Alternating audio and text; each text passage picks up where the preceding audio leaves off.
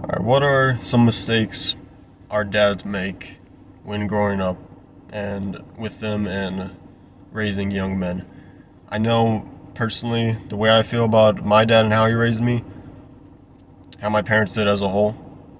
I think they obviously I think I love them both and I think they care greatly about us. I do think they made some mistakes, and so today we're going to go over 7 mistakes that our fathers make when bringing us up. Number one is just working. And this is more of a like when our parents get married and they start a family right away. They're not necessarily financially ready in the sense that the dad has to work countless hours and he's barely even home. He gets home, he just eats and he goes to sleep. Doesn't spend too much time with his kids, which isn't a terrible thing, but you do want some energy left inside you to come home and make the hard decisions, because you are the man of the house, and as the father, you should be making those decisions. So if you're working all the time and you're just completely drained of all of your energy, you're not going to have really energy to deal with that when you get home, so you probably just let the mother handle it, which in that sense will make the kids more feminine, and as a result, the boys more feminine. So that's just one thing. The second thing I would say, which kind of correlates to working too much or just working and not having time to discipline them, is the letting the mother make most decisions. And in my case, my mom stayed at home, and so my dad felt like my mother's staying at home, so she can make all the decisions about the house, about the kids, and there is some validity to that point. But in the end, if you let the mother do that, it's gonna be too one sided. It's gonna be too feminine, and you should definitely have some say in that. So just don't let the mother make all the rules and take care of the kids the way she wants to. Make sure you have a say in it, and you raise them the way you want them to be. Third mistake, and this is gonna go on the opposite spectrum. Which is an obvious one. It's just dads not being there. So and this I guess kind of doesn't count as a one because you don't even have a dad if they left, but this does happen. It sometimes happens before they're even born, so a lot of kids don't meet their dad, and a lot of times it happens, a couple years down the line, maybe when they're 5, maybe when they're 10, maybe when they're a teenager, maybe when they're an adult, and their parents split and the father doesn't really visit. It is important to have both parents in their life, but especially a father. You could look up all the statistics on just going to jail becomes more likely if you don't have a dad. Uh, Dealing with organized crimes becomes more likely. A father figure is huge in a man's life, especially, and in a woman's life, in kids' life in general, and it is just huge. If you're a father, you need to stay at home. You need at least to make an effort to visit your kids. Just don't go for milk and never come back. Plays a big detriment to your kids. Number 4, we're gonna go. Honestly, I don't know about this one, but I have some mixed feelings about it. This is, they don't think that they need to be there as much when they're young. So I've heard and experienced a lot of my friends where their dads didn't spend their mom and dad were divorced. They did have a kid, and the dad would visit, but he felt like it wasn't important to be with the kid when they were like 1, 2, 3, 4, 5 years old, in their toddler years, baby years. And they felt like it's just, okay, now that they're actually remembering stuff, becoming older, I'm going to visit them and be with them more often, and they'll remember me for that. But a lot happens in those 1 to 5 years.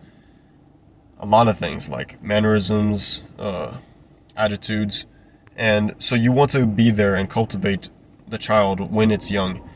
The kid might turn out to be a certain way by the time they're 5 already, and you don't want that to happen. You want to be there from the beginning. And I don't think your kid's gonna resent you if you don't show up until you're 5, but there are gonna have things that there's a lot of attributes that you're gonna have and be cultivated. It's to an extent at that time you're 5 already. So definitely try to be there for your kids from the start. I'll say number 5. I think we're on the 5th problem fathers make is they don't lead by example. And what do I mean by this?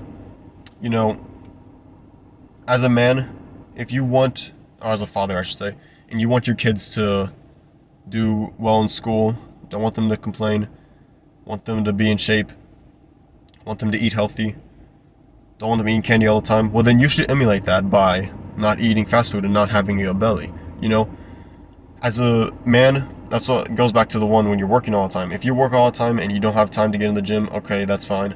But then don't expect your kids to emulate that, because although they're not working all the time and they do have the time for it, they look up to you and think, oh, okay, well, he's not in shape. He's eating the junk food, so I'm going to eat junk food. And so the parents play a key role in their lives, and I don't think people realize how much kids become their parents, actually. They actually become very similar in most cases. So you want to lead by example and by word just as much. You want to stay somewhat in shape, even if it's just walking and eating healthier. You know, that's better than most Americans anyway. So just try to stay in shape and don't expect your kids to exceed anything that you don't do already. So if you're not working out, don't expect your kids to be working out. If you're not putting your 100% at work and you kind of just slack off, don't expect your kids to be studying all the time. They pick up on this stuff and they become more like you. Number 6, 7? I think we're on 7, right? That was 6. I don't know. I don't remember. We're gonna go. I think that was 6. So this is number 7. The 7th reason fathers, or the 7th mistake fathers make when raising their kid.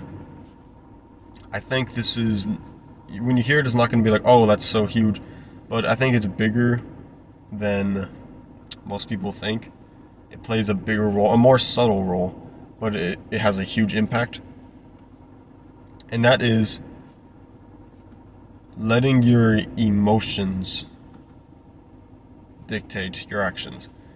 And I put this into the perspective of like hitting and spanking your children. Whether you agree with it or not, and whether it's right or wrong, if you are going to be disciplining your children physically, you need to do it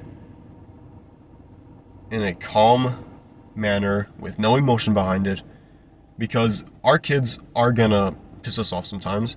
They're going to make us annoyed. And you want to discipline them, that's fine. But don't discipline them, and when you're hitting them, don't take that anger, that frustration out on them. You need to be as calm and cool, collected as you can, so you make sure that you're not putting anything behind it that shouldn't be there. You're hitting them just to discipline them, and that's it. Not to let out anger, not to hit them because you're annoyed. And personally, like, I think it's fine to spank your kids. I was spanked. I was hit when I was little. But do it without the emotion. And I don't want to compare kids to dogs, but I have 2 dogs, and I mainly take care of them. And sometimes, you know, they're very energetic, and they'll jump up on me. Sometimes they'll hit me in the face on accident when they're jumping up, or they'll scratch me when they're putting their paws on me, and it hurts, and like I'm annoyed, and I need to discipline them. So I do discipline them. I hit them across the face, but I need to make sure that I am at peace. Not at peace, like, but you know, like, you need to make sure that you are in a state of, you're not hitting them because you're annoyed. You're hitting them because you're disciplining them, and that takes time. But when you hit them, you don't, because they feel it. They feel the energy when you're annoyed at them and you're hitting them because you're annoyed, rather than hitting them because you're disciplining them. So that's another huge thing, which also you can put into that part. Or if I skip number 6, this is the other one. Don't abuse your kids, which kind of goes hand in hand with that. Anyway, this has been your boy Hercules with another video. Peace.